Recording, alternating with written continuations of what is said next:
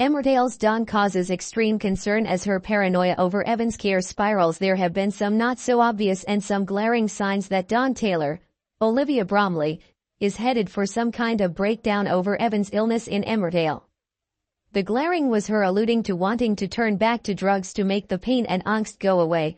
She even resorted to drinking in the middle of the day in a bid to block out the truth. The more subtle signs saw her check a little more often than she should that the children weren't carrying germs, and staying at the hospital every day as a concerned mother would, but in truth it was in part not wanting to leave and bring back bugs that could kill her son. In fairness to her, she's had good reason to be afraid, with Evan catching a fever which turned into an infection and threatened his survival chances. But it's all adding up to a worrying picture for Dawn, despite the fact they recently had the good news that the little lad could finally go home. What should be a beautiful day arrives for the family, the day he is released from hospital.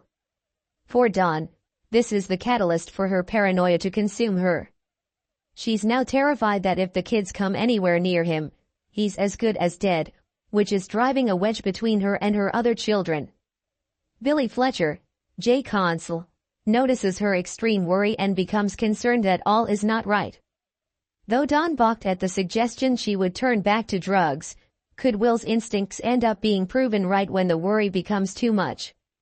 Rose Jackson, Christine Tremarco, is on hand to try and use this as more leverage as she plays on vulnerability by adopting the motherly act with a few supportive words. Despite the games she's playing, could Rose be the one to save Dawn?